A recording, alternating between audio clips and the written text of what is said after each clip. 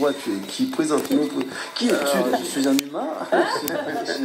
Pianiste, un tu pianiste, joues. Ouais. voilà, et puis qui a eu la chance de rencontrer des Antillais quand il était jeune. Et puis, enfin, surtout un Antillais qui m'a transmis sa façon de jouer. À la personne de qui? Voilà, qui s'appelle Théophile Régna, qui est de Vieux-Fort.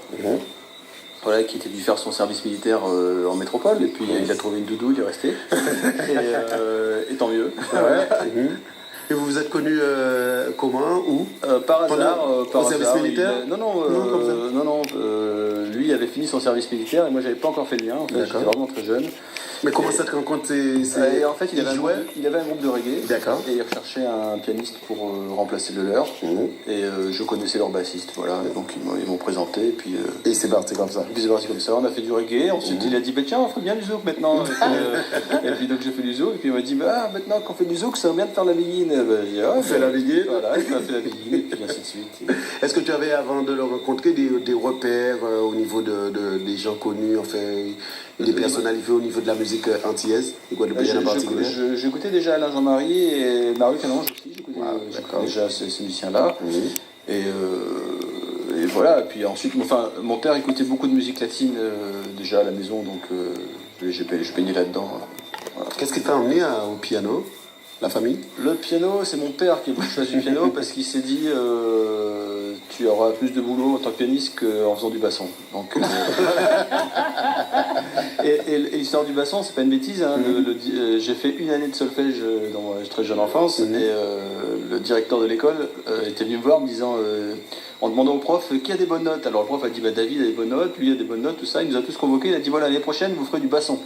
Carrément. Alors là, je suis rentré à la maison, je dis papa c'est bon, je sais ce que je vais faire, du basson. Il a couru à l'école, il a dit jamais de jamais. Alors et la rencontre maintenant, David, Tricia, comment ça s'est passé? Tu peux me raconter? Tricia, vas-y. Non, j'aime bien quand tu racontes. Tu t'en souviens ou pas? Bah vas-y, raconte. Non, moi en fait je suis arrivée à Paris en 2006 pour faire ma licence de biologie, pour finir mes études. Et j'ai découvert le groupe de David Faker. Je suis allée à son concert. Nous sommes dans quelle ville? Nous sommes à... On est à Paris. À Paris. Ça se passe à Paris. Donc quelques mois après que je suis arrivée en France. Et donc c'était mon premier concert de jazz. J'avais été invitée par un des membres du groupe à venir écouter. Et là je me suis pris une claque parce que déjà c'est mon premier concert de jazz. En plus, c'est Jazz on Begin, le concert de David, et ça m'a beaucoup plu. Mais est-ce qu'à l'époque, tu étais déjà passionné par le jazz?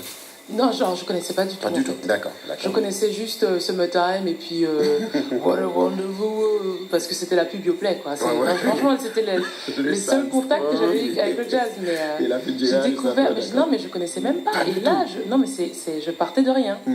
Moi, j'ai découvert j'ai tout découvert sur place. Quoi. Et le déclic a eu lieu ce soir-là ou alors? Non, alors d'abord, ça a commencé par. Je suis venue.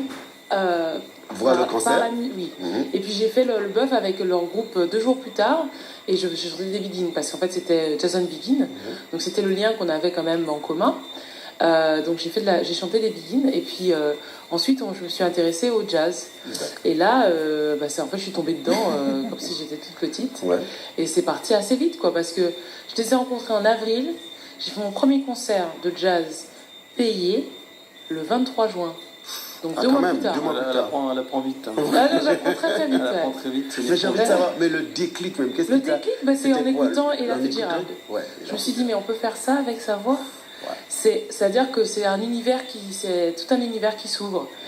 C'est en passé du noir et blanc au Technicolor, 3D. Et c'est là que j'ai pris conscience que la voix est un instrument à part entière. En parcourant un petit peu ta bio cet après-midi, je me suis rendu compte, j'ai vu que tu aimais beaucoup la voix et le timbre de voix de Patrick Saint-Éloi. C'est un artiste qui t'a marqué beaucoup. Mais moi, je dis souvent que j'ai appris à chanter avec lui. Parce qu'en fait, j'écoutais ses albums en boucle, j'écoutais ses chansons. Et comme c'est un homme, je ne peux pas chanter la même tonalité. Donc j'étais obligée de chanter des tierces, des harmonies. En fait, j'ai appris à harmoniser comme ça. S'il fallait il fallait choisir une des chansons de Patrick Saint-Éloi, ce serait quoi? Allez. Menez-moi et puis vous, moi t'ai fait connaître l'amour, vis-moi arriver là. Moi j'ai suffi, moi péché j'en mets. côté nous aller, côté nous passer, le pied que nous prend, ça te vient. Oh, doudou, oh, doudou. Ah, mais Patrick. C'était le déclic. Ouais. Non, mais ça, c'est quelque chose de particulier. Et comment écouter du Patrick Saint-Éloi, aimer ce genre de musique et partir dans le jazz? Voilà. Mais de toute façon, moi je dis que pour moi le jazz ça a été évident, ça a été facile. Parce que c'est pas facile. Une jeune à l'époque. Mais oui, mais en fait. Il y a le zouk, il y a la biguine. Fois David jouait de la biguine, du reggae, du zouk. Et puis toi, tu arrives, tu veux. Je tiens à dire quand même, parce que on a un petit décalage, je pense, quand même aux Antilles. On n'est pas conscience de la beauté, on n'a pas conscience de la beauté de notre musique, surtout la musique traditionnelle. Moi, la biguine, je la connaissais, mais pour moi, c'était un peu un folklore, quoi. Et c'est en arrivant, justement, en France, en découvrant le Jason Biguine, en découvrant la biguine comme elle est jouée par Mario Canonge, par Alain Jean-Marie, que j'ai découvert tout cet univers-là. Parce que c'est pas forcément à la radio qu'on va l'entendre, cette musique. Et là, j'ai vraiment découvert. Et j'ai eu j'ai un collectionneur de musique des Antilles qui m'a envoyé plein de morceaux. Et là, j'ai découvert des bijoux que d'ailleurs on a enregistré en janvier avec David pour l'album qui va sortir en fin d'année. Voilà, je me dis, pour moi, la biguine, c'est le même niveau que le jazz, que la bossa nova. Et le seul truc, c'est que ça n'a pas encore percé ou ça n'est pas encore arrivé. Voilà. Et moi, j'aimerais parce que j'ai eu l'occasion avec, je sais pas si tu étais là, on est allé dans des écoles où on parlait de la biguine et les élèves ne connaissaient pas, les enfants ne connaissaient pas. Je dis biguine, ils disent quoi, non? C'est quoi?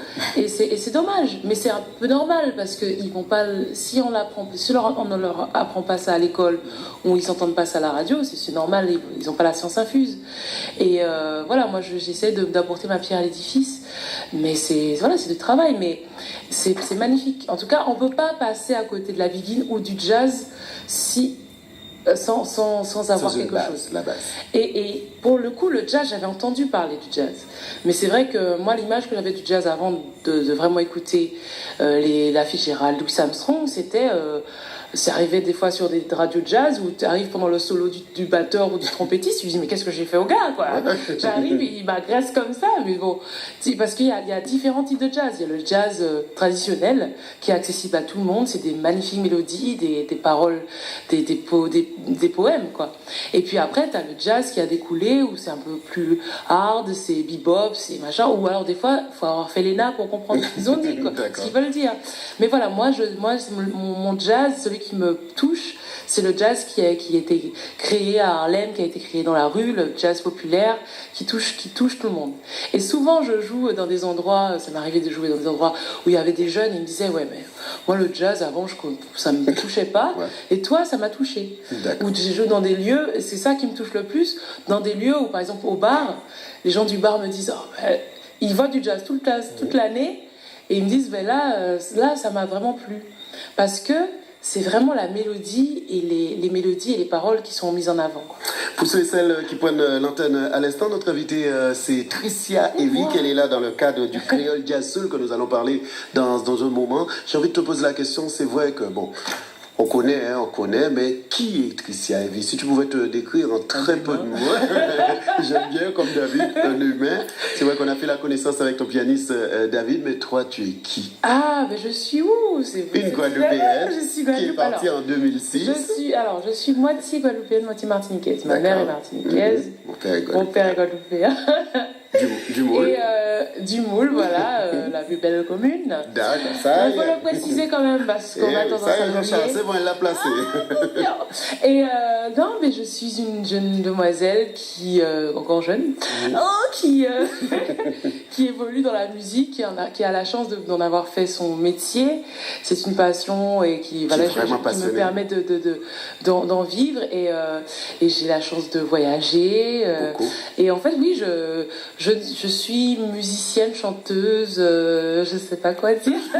Qui suis-je? Allez, vous avez entendu ça, vous avez une heure passée de 20 minutes. Ce que je vais vous proposer, c'est d'écouter un titre de Tricia Evic, L'amour. Oui, on va faire écouter L'amour. Ouais, alors 2 petits mots concernant ce titre. C'est un morceau que j'ai composé il y a quelques années et c'est un des premiers morceaux que j'ai composé et mis sur un album. Parce que D'accord. c'était... Et voilà, c'est de l'amour. Tout simplement. C'est l'amour.